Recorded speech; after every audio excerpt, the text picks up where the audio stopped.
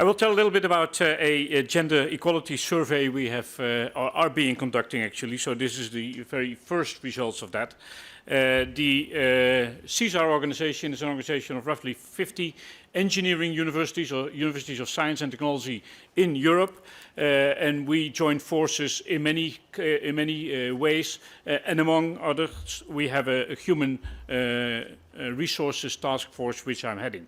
This is the outline of my talk, and I will skip that. Let's go into it. We launched the survey earlier this year. There were some 10 detailed content-wise questions. Out of 51 organizations, 46 have given a response so far, and the report will ultimately be available later this year, but I will give you some preliminary results. Well, if we look at, first of all, do these organizations have a gender equality plan? Because if you do not even have a plan, it may be difficult to start working on gender equality. And unfortunately, I have to report that something like almost 37% or 17 out of the reporting institutions did not have a gender equality plan. I would advise them the first thing to do is to make such a plan or adopt a plan from somebody else, copy it if needed. And in some cases, well, better stolen correctly than invented wrongly, I would say, in such items like this. Huh? And 3 of the organizations had such a plan integrated in their general strategy. That leaves something like 52 having a gender equality plan. And if we look at the structures for supporting gender equality in those institutions I'm representing, some 33% of the institutions have a special unit for gender equality. 31% have their gender equality integrated in a unit to do other things as well, usually, of course, HR. Then in 9% of the institutions, there's one individual fully devoted full-time to gender equality. I don't think that 2% is a good answer here, because many individuals are part-time involved, of course, in the units mentioned before. 9% have some other ways, and unfortunately, again, 16% have no organizational structure specifically for gender equality. Of course, they have an HR department and they will deal with these issues, but not specifically for gender equality. This may be a little bit hard to read, but I will outline the most important things with respect to implementing such a gender equality plan. What are they actually doing? What type of things is implemented in such a plan? Well, we are talking about universities, so part of the business, and I would say the most important part of the business, is educating people. And it starts, of course, as we have heard in the previous presentations, with young individuals in the beginning. So hiring female students is an important task of the university. And you see this in the bottom of this slide as one of the important things mentioned by all of these, or by many of these institutions. Then the second one standing out is in the middle, the work-life balance, or as it was called before, the work-life integration. I would say, well, the integration of your work in your life is an important issue, and many of the universities are dealing with that. But if you see the declining graphs over there, the specific recruitment is okay, the measures including quota, seldomly done to ensure a balance, and a flexible career is, well, a little bit better. Also, something like breaks or gender awareness for mobility conditions, I think, are far too low if we see this list. So, if we look at this list of the gender equality issues that are dealt with in these organizations, I think there's much room for improvement. Well, this graph you've seen many times before, but this is good to see as the result of, in this case, almost 50 engineering universities in Europe, because the important thing now is what is the spread that will come out in the later results. Therefore, it's too early. We don't have that yet. But if we see that the whole spectrum from entrance to assistant professors is close to 30%, that means that the pipeline is filled about the same way as the result up to the assistant professors. And then it starts to decline. These things are improving over time for all these organizations, and it's most likely that it will shift a little bit to the right in time. If we don't do anything, this shift will take way too long, and if we take measures, as we've heard before, and you can take measures, the shift can considerably increase in speed. Interesting is this graph, I would say.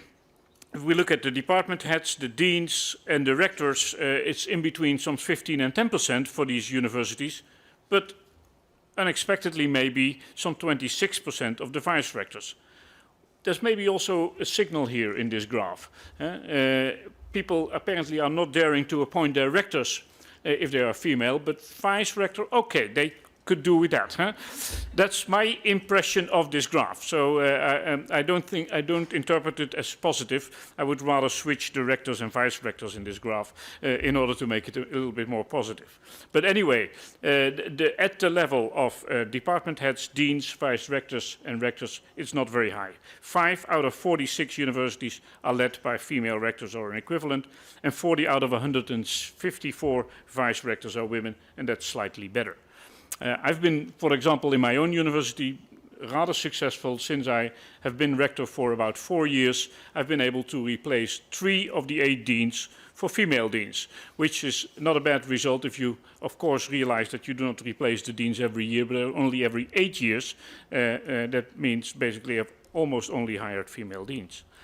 So if you really want, you can do something about it. It starts with hiring people, at least if we're not talking about the students. There it's important to stimulate young women at high school, but if you're talking about employees, it starts with hiring people. So what do we do in these organizations with respect to the appointment committees? Well, 27 out of 43 universities do require something with respect to gender diversity. So they think about the issue of gender diversity. That does not necessarily mean that they even always have a female on board of the committee.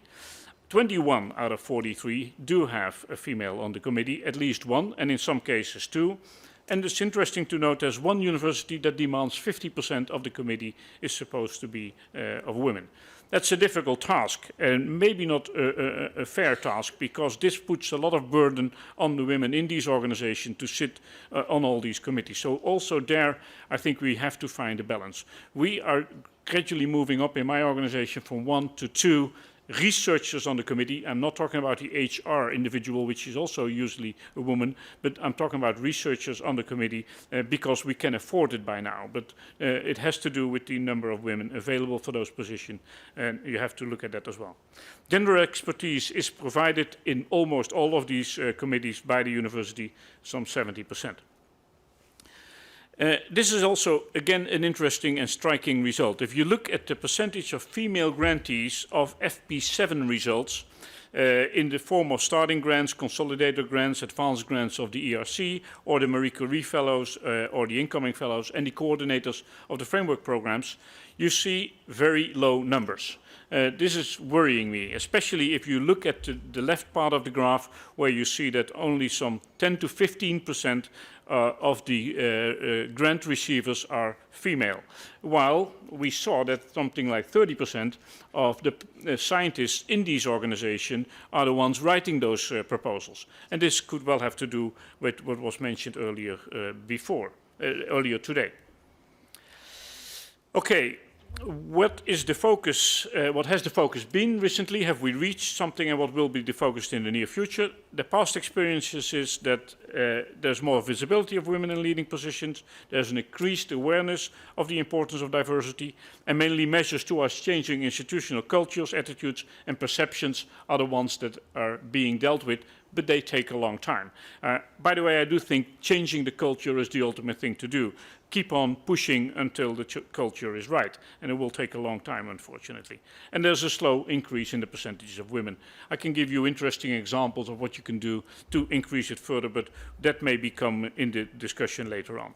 Plans for the next steps, for example, are action plans together with schools, because we have to think about the students as well, remember. Increasing the number of female academic staff, and more actions addressing the quantitative changes. Some of us are considering to set quota.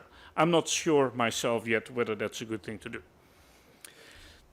This again will be difficult to read because of the small letters, but specifically asked by the Commission in doing this survey was, does the law we have, or the directive we have implemented in 2006 make a change in the laws in the country? So do you have Do your organizations feel barriers with respect to the regulations and policies at the national or at the regional level, or with respect to the labor or the employment laws? Well, 5 out of the 46 replying said yes, which I think is, luckily enough, a low percentage that they found important hindrances here. The more of the hindrances come from the lack of resources, so apparently organizations put not enough money on the table to do this, and the internal resistance in the organizations, which we all know about. Okay, what will be the result of this? The survey will be worked out further and will be presented 27th and 28th of November in Vienna, in Austria, for free. You can participate in this conference, and the objectives are to have an in-depth discussion on this report, to look at the lessons learned and the follow-up, and especially also look at these barrier issues, which I just mentioned. And the intention is to establish a community of gender practitioners in the CESAR member institutions. Thank you for your attention.